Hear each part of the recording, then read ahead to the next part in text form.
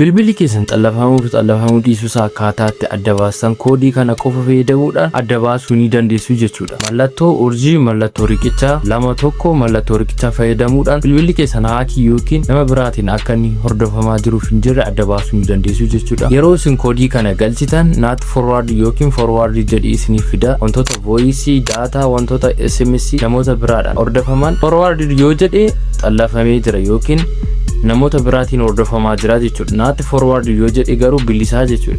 Kanaafuu yoo forward yookiin sindura xallafameera ta'e akkaataatti adda baasuu dandeenyu koodii kana fayyadamuudhaan mallattoo riqichaa yeroo